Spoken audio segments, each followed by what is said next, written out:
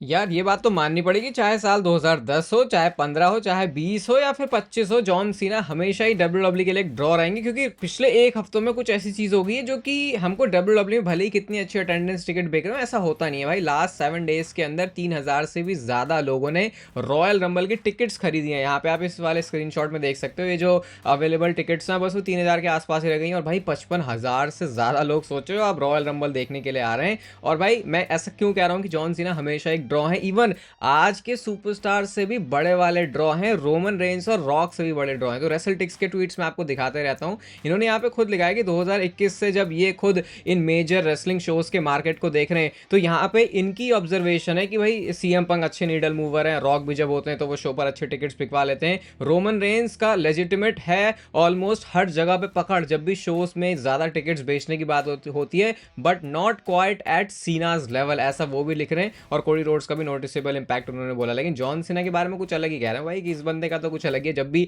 ये आता है तो कुछ अलग लेवल की जो टिकट्स है वो डब्ल्यूडब्ल्यू बेच पाती है। और इसीलिए मैं कह रहा हूँ जॉन सीना में भी शायद बहुत सारे लोग अगर नहीं समझ पाते जॉन सीना को अच्छे तरीके से, तो इस साल के एंड तक शायद डब्ल्यूडब्ल्यू थोड़ा भी उनको सही बुक करे ना तो वो बात बन जाएगी। और जॉन सीना का फेयरवेल वाला पॉडकास्ट आप देख सकते हो। वेलकम है आपका वॉइस ऑफ रेसलिंग के एक और नए एपिसोड में। भाई आज मेरे कैमरा के साथ कुछ तो लोचा हो गया है तो इसलिए वीडियो आपको ऐसी दिख रही है, बट वैसे यार आपको ज़्यादा फर्क भी नहीं पड़ता है, मैंने नोटिस किया है। चाहे बहुत बढ़िया भी कर दूँ तो भी नहीं, या फिर एवरेज के साथ नीचे एवरेज से नीचे भी आ जाऊँ तो भी। तो ये है हमारी जनता जनार्दन की बहुत ज़्यादा खास बात। ऐसा है कि मुझे बताना कमेंट में।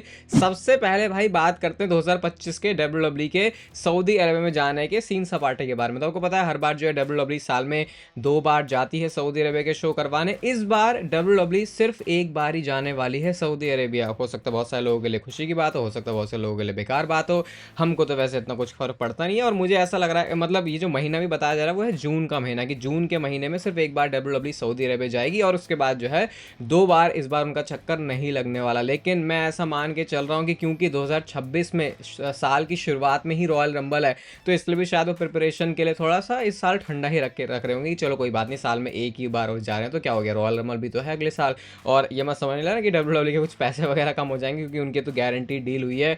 साल में एक बार जाते 2 बार जाते हैं वो $100 मिलियन के आसपास उठा लेते हैं। और उसके बाद मुझे लगता है कि उनको एडिशनल पैसे और मिलते रहते होंगे, क्योंकि रॉयल रंबल जैसी जो डील हुई है तो इसका तो कुछ वादा हुआ ही नहीं था। तो 2025 में डब्ल्यूडब्ल्यू सऊदी अरबिया एक बार ही जा रही है, बट 2026 में शुरुआत ही धमाके के साथ करेगी। तो चांसेस खुल जाते हैं कि क्या पता 2026 साल में डब्ल्यूडब्ल्यू 3 बार जाए सऊदी अरबिया, क्योंकि फिर साल के मिड में जाने का भी मौका है और साल के फिर एंड में तो डब्ल्यूडब्ल्यू जाती है। रोमन रेंस की भी नई मर्चेंडाइज आ गई है, तो डब्ल्यूडब्ल्यू भाई बस धका धक निकाले जा रही है रोमन रेंस की मर्चेंडाइज, जैसे वो जॉन सीना की निकालते थे पहले। और यहाँ पे उनको नया निकनेम भी मिल चुका है जो पॉल हेमन ने बोला भी था, raining defending undisputed tribal chief Roman Reigns. और कहते हैं भाई ये सिर्फ लिमिटेड ही है ऑनलाइन खरीदने के लिए। और रोमन रेंस के तो वैसे सारे जो डिज़ाइन है वो कूल वैसे भी लग ही जाते हैं भाई, क्योंकि वो कूल नहीं भी होते तो रोमन रेंस के खुद की पर्सनालिटी जैसा वो खुद उस मर्चेंडाइज को कैरी करते हैं वो स्पेशल लगने लग जाता है। तो ये डिपार्टमेंट में तो मामला बिल्कुल सही है। और मर्चेंडाइज के बारे में मुझे ये भी पता चला कि नंबर 1 और नंबर 2 पर इस समय जॉन सीना और रोमन रेंस ही है। मैं बता नहीं सकता भाई ये दोनों नामों को मुझे टॉप पे देख के कितना अच्छा लगता है, क्योंकि एक नाम है जॉन सीना जिसको बचपन से देखा है, और एक नाम वो है रोमन रेंस जिसको अकल सही से आने के बाद जब से डब्ल्यूडब्ल्यू देखा है उसके बाद जो ट्राइबल चीफ के टाइम में ग्रोथ देखी है। तो ये तो कुछ अलग ही नेम है जो कि स्पेशल प्लेस होल्ड करते हैं। एटलीस्ट मैं बोलूँगा मेरी आसपास की जनरेशन में तो करते होंगे, मतलब जो हमें 25-26 साल बुढ़ापे में जो आ गए हैं उस टाइम के। बाकी पुराने तो सारे रिलेट करेंगे फिर जॉन सीना से और नए वाले रोमन रेंस से, स्पेशली ट्राइबल चीफ के टाइम में जो काम किया उन्होंने। भाई यार कुछ गजब किस्म का ट्रोल होना शुरू हो गया बुकर टी के लिए। मैंने आपको बताया था कि जिला फाटो के साथ जो है उनकी रियलिटी ऑफ रेसलिंग नाम की प्रमोशन में मैच होगा। इस प्रमोशन में मैच हुआ है और भाई बुकर टी ये वाला मैच जीत गए हैं। तो इसके बाद लोग अब फट गए हैं बुकर टी के ऊपर कि भाई ये तुम्हारा कैसा प्रमोशन है भाई जहाँ पे तुम नए टैलेंट्स को मौका इस तरीके से देते हो कि टैलेंट्स को इस तरीके से बढ़ाते हो कि तुम उस टैलेंट के सामने खुद ही जीत जाओ। बुकर टी वैसे रिंग शेप में तो बहुत अच्छे लग रहे थे, ऐसा उनमें कुछ कमी मुझे नजर नहीं आई। टॉप डॉलर पता नहीं यहाँ पे क्यों आ गए, मैंने ज़्यादा कुछ देखा नहीं है, बट ये पता है कि बुकर टी वाला मैच जीत गया और उसके बाद लोग जो है बुकर टी को लपेट रहे हैं।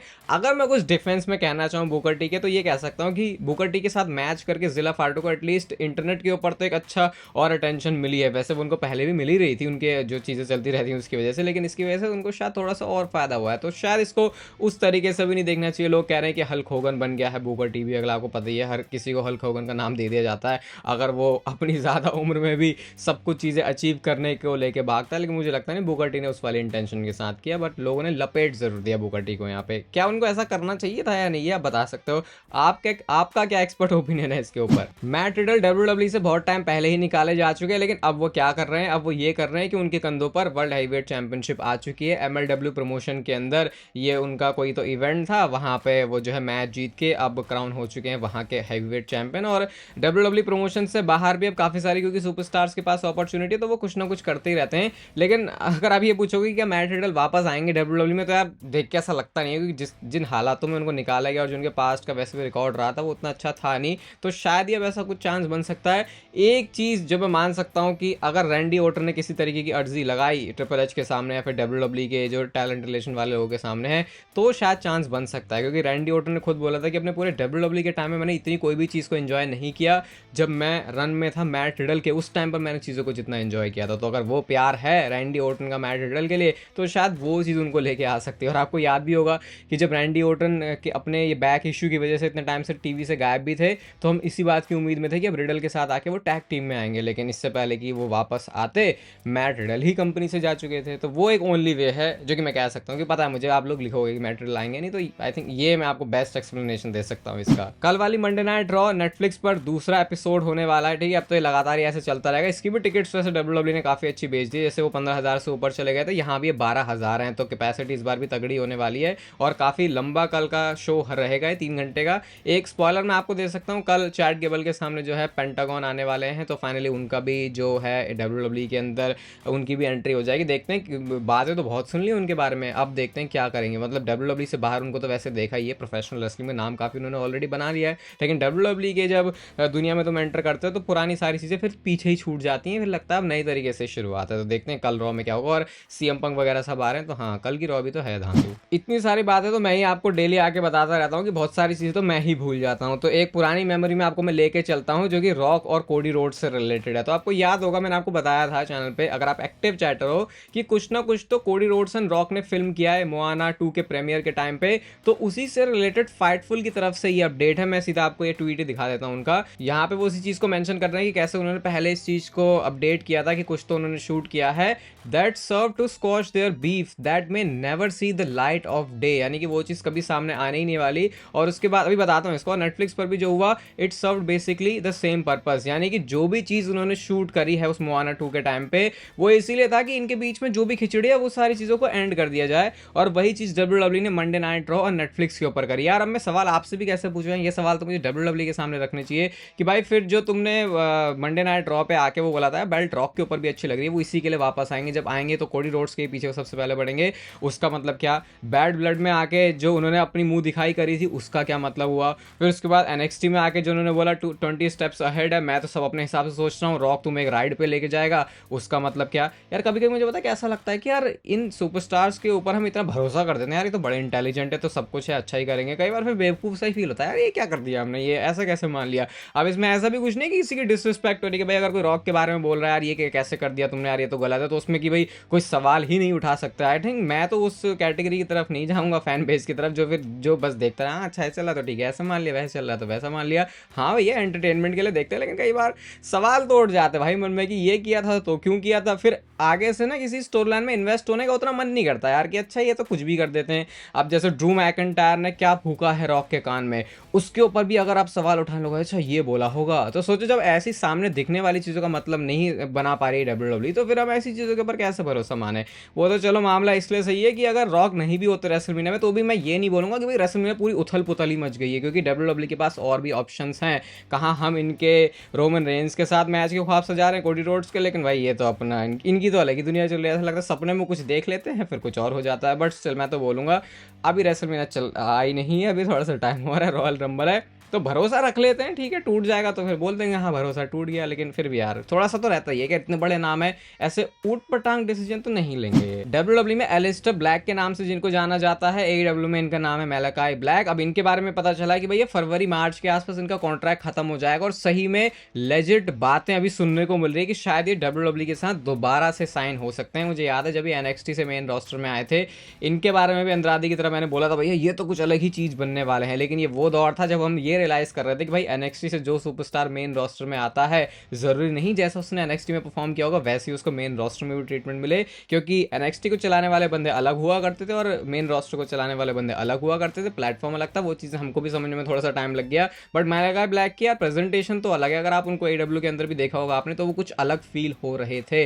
बट अब देखते हैं क्या ये WWE की तरफ रुक कर रहे हैं या फिर नहीं, क्योंकि अभी AEW तो ऐसा लग रहा है भाई थोड़ा सा नीचे की तरफ ही जा रही है। पता नहीं अगर इनका कॉन्ट्रैक्ट रिन्यू नहीं हो रहा, फ्री एजेंट ये हो जाएंगे और कॉन्ट्रैक्ट वो साइन नहीं करे, तो चांसेस अच्छे खासे हैं कि ये WWE में आ जाएंगे और लोग इंटरेस्टेड भी हैं इनको देखने में। बाकी मैं ये तो नहीं कमेंट कर सकता कि बहुत कुछ अच्छा हो जाएगा, क्योंकि जब NXT से मेन रोस्टर में आके किसी चीज़ की गारंटी नहीं है तो फिर AEW से WWE में आके भी किसी चीज़ की गारंटी कर सकते हो। हर कोई सुपरस्टार तो कोडी रोड्स होता नहीं है ना। रेसलमेनिया 41 के बारे में कहा, हम एक टाइम पर बिल्कुल मान के बैठे थे कि भैया यहाँ पे तो हमसे कोई नहीं छीन सकता रोमन रेंस और रॉक का मैच, स्पेशली जिस तरीके से रोमन रेंस के पास से टाइटल भी गया, उसके बाद रोमन रेंस बेबी फेस भी हुआ, फिर फाइनल बॉस का कैरेक्टर तो नेगेटिव है। लेकिन अब जिस तरीके के माहौल और बातें चल रही हैं, लग रहा है भाई रोमन रेंस और ये तो दोस्ती यारी कर चुके हैं, माला वाला पहना के चले गए रॉक। लेकिन रेसलिंग ऑब्जर्वर न्यूज़लेटर की तरफ से अभी भी कुछ ऐसी बात है जो कि शायद हमारी रेसलमेनिया 41 की रोमन रेंस और रॉक के मैच की उम्मीदों को जिंदा रखती है। उन्होंने ये बोला कि देखो WWE में अभी तो इसके बारे में बात नहीं हो रही है, लेकिन इस आइडिया को कंप्लीटली DEAD, मतलब कि समझ लो क्या बोलना चाह रहा हूं मैं, वो खत्म, बिल्कुल नष्ट, कंप्लीट, फिनिश भी, कंप्लीट तो नहीं, फिनिश्ड भी नहीं मान सकते कि भाई ये चीज़ कभी होगी नहीं। उन्होंने बोला WWE इस चीज़ को फ्यूचर में कर सकती है। अब ये फ्यूचर से भाई मतलब आप क्या निकाल सकते हो? आप रेसलमेनिया 40 में भी जा सकते हो, इवन आप समर स्लैम में भी जा सकते हो। वैसे मैं तो मानूंगा नहीं भाई रेसलमेनिया के अलावा कहीं पर भी तुम इस मैच को करो। ये इसी की तरह तो नहीं कर देंगे भाई जैसे हम कहते हैं कि यार स्टिंग और अंडरटेकर का मैच कभी भी नहीं हुआ, वैसे कहीं रोमन रेंस और रॉक का मैच भी तो नहीं बना देंगे। लेकिन बिलीव तो ऐसा है अभी भी कि रोमन रेंस और रॉक का मैच WWE करवाएगी तो जरूर, पता नहीं वो किस वाले शो के लिए है। मैं तो अभी इवन लोग शायद अभी बिल्कुल ही उम्मीद हार चुके हैं, लेकिन रेसलमेनिया 41 के लिए मैं तो अभी सोच रहा हूँ यार, मे भी हो सकता है मेरा WWE का अंदर का फैन वाला जो मन है वो सोच रहा हूँ एक, वो अगर मैं एनालिस्ट की तरह सोचूं कि भाई क्या ऐसा होगा तो फिर तो नहीं लग रहा, लेकिन वो है कि दिल मान नहीं रहा भाई कि रॉक रेसलमेनिया में एक मैच के अंदर नहीं अपेयर होंगे, कंसिडरिंग जो उन्होंने पिछले कुछ टाइम में, पिछले कुछ महीनों में WWE के अंदर किया। तो भाई देखो क्या होता है, बट उम्मीदें तो अभी भी जिंदा हैं। ऐसा कुछ जो हमारे इस रेसलिंग जगत के बड़े बड़े पंडित और गुरु कह रहे हैं, तो बिल्कुल टिपिकल हिंदी वाली लाइन मैंने बोल दी। बाकी ये वीडियो से आपको थोड़ा भी मजा आया हो, डेली आते हो यार चैनल पे, तो लाइक कर दो, चैनल को सब्सक्राइब कर दो ऐसी और मस्त वीडियोस के लिए। जॉन सीना का फेयरवेल टूर वाली वीडियो भी आप स्क्रीन पर देख सकते हो, और तब तक फिर लेते रहो जिंदगी के मजे।